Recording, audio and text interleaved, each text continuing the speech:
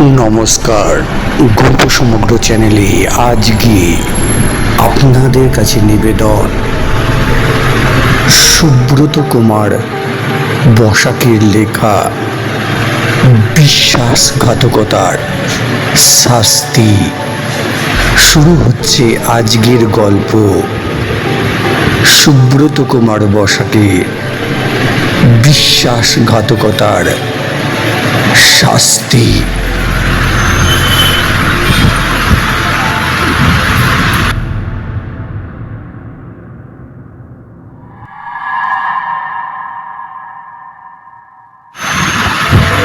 বাসটা যখন পাগলিগঞ্জের স্টপেজে দাঁড়ালো তখন আমার হাত ঘড়িতে বাজে রাত 8:45। আমার সঙ্গে ছিল আমার বন্ধু বঙ্কু। ওকে বলেছিলাম তাড়াতাড়ি নেমে আয়, এতটা রাস্তা হাঁটতে হবে, এমনিতে দেরি হয়ে গেল। আসলে আমাদের ওখান থেকে পাগলিগঞ্জে আসতে সময় লাগে 1 ঘন্টা কি 1.5 ঘন্টা। সেই হিসাবে রওনা দিয়েছিলাম বিকেল এই 4:30টার দিকে, কিন্তু মাঝপথে গাড়ি খারাপ হয়ে বিপত্তির সৃষ্টি করে। বঙ্কু নেমে বলল,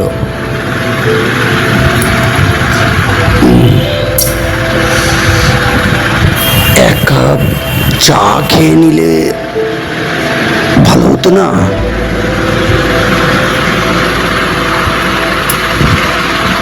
আমি বললাম, তুই তো বুঝতে পারছিস। না না না, এরকম কথা বলে তুই সত্যি করে বুঝতে পারছিস না। এখান থেকে 3-4 কিলোমিটার মতো হাঁটতে হবে, মামার ওখানে গিয়ে খাওয়া যাবে। চল চল চল। আমি ইন্স্যুরেন্সে কাজ করি, সেই ব্যাপারে মামাকে নিয়ে একটা বীমা করাবো, এই চিন্তা নিয়েই যাচ্ছি। রাতটা থেকে মামার সঙ্গে ভালোভাবে আলোচনা করে পরদিন সকালে কিংবা বিকেলে যে কোনো সময় ফিরলেই হবে।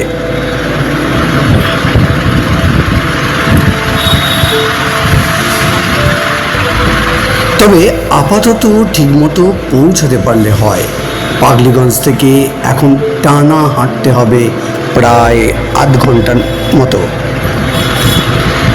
গ্রামের নাম পোড়া মাদল। আমি ছোটবেলায় একবার এসেছিলাম, সেও প্রায় 10 বছর আগেকার ঘটনা। একটু যে অসুবিধায় পড়ব সে আমি নিজেও জানি। ওই জন্য ঠিক এই কারণেই বঙ্কুকে আমার সাথে নিয়ে আসা।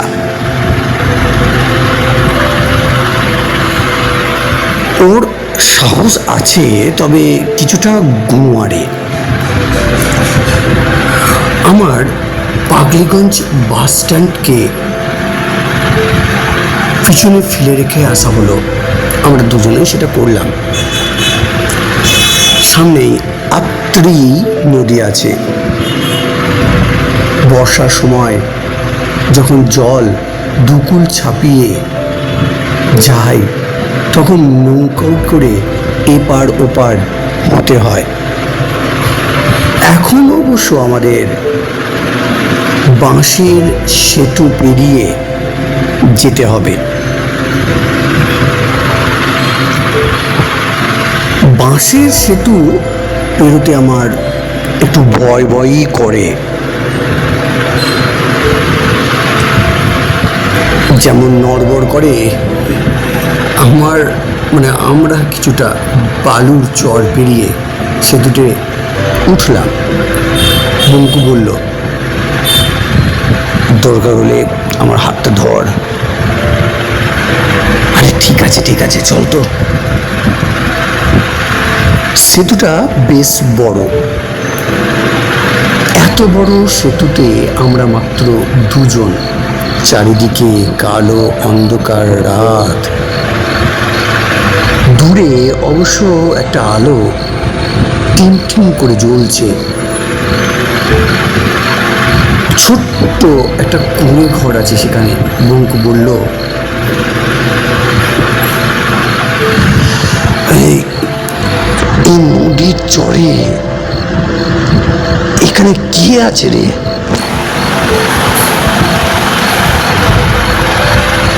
কেউ না তো। আরে এই সেতুর উপর দিয়ে পার হতে হলে পয়সা দিতে হয়। ওখানে সারাদিন পয়সা কালেকশন করে যে লোকটা, সে হয়তো বাড়ি যাবে এখনই। তারপর একটু থেমে তাড়াতাড়ি বললাম, চল চল চল, ওই লোকটার বাড়ি যদি আমার মামার গ্রামে হয় তাহলে একসঙ্গে চলে যাওয়া যাবে, চল। সেতুটা পার হয়ে আমরা বালুর চরে নামলাম। বালুর চরের মধ্যেই কুঁড়ের ঘরটা। একটা লণ্ঠন জ্বলছে, তবে সলতেটা কমানো। আমি পকেট থেকে 1 টাকার একটা নোট বের করলাম। তারপর কিছুটা নিচু হয়ে কুঁড়ে ঘরের মধ্যে ঢুকলাম। ঘরে কেউ নেই। কোণে ছোট খাটিয়া বাটা। লণ্ঠনের স্বল্প আলোয় ঘরের সমস্ত অন্ধকার সরে যায়নি। কেমন যেন একটা আলো আঁধারের পরিবেশ। আমি একটু শব্দ করেই ডাকলাম, ও দাদা, কি ব্যাপার বলুন তো, কোথায় আপনি?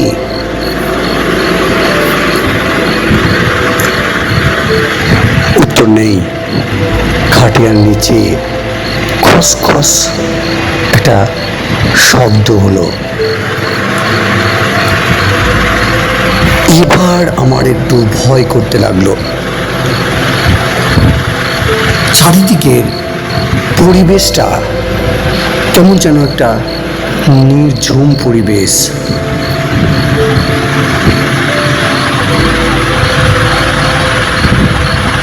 আমি পিছন ফিরে বেরোতে যেতেই পায়ে লেগে লণ্ঠনটা পড়ে গেল। পড়েই দপদপ করতে লাগলো। আমি তাড়াতাড়ি বেরিয়ে এলাম, আর সেই সময় দেখলাম একটা লম্বা লোক কুঁড়ে ঘরের সামনে এসে দাঁড়ালো।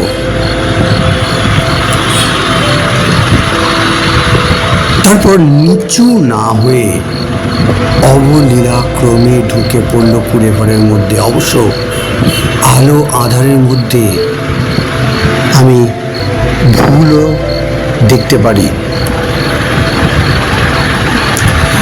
লোকটা কিছুক্ষণের মধ্যে আবার বাইরে বেরিয়ে এসে একটা তালা ঝুলিয়ে দিল। তারপর আমার দিকে তাকিয়ে বলল,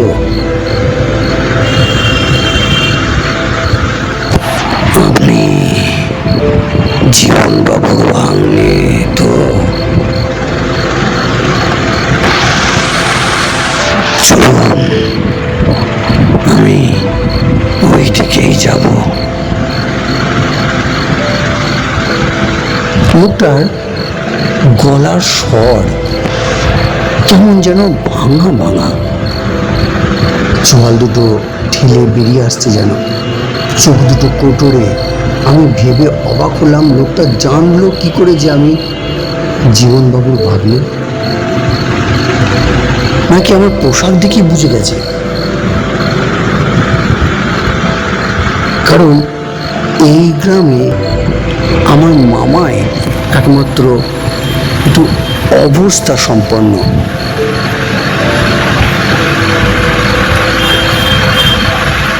এইসব গ্রাম্য লোকগুলো বেশ শিয়ানা হয়তো দেখছি। ভিতরে ভিতরে আমি কিছুটা সাবধান হয়ে গেলাম।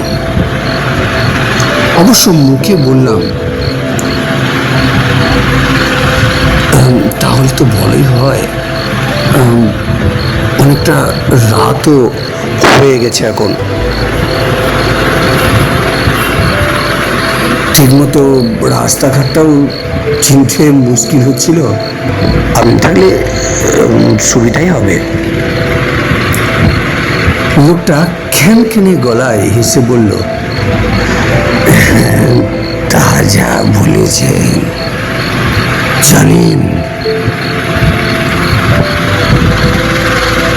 রাত বিরেতে আমারও বাড়ি যেতে ভয় করে। সঙ্গী সাথী পেলে ভালোই হয়, আর না পেলে বাড়ি যায় না, নদীর চরেই থেকে যায়। ওই বাবু আপনার বন্ধু বুঝে। বঙ্কুকে এদিকে আসতে দেখে বলল,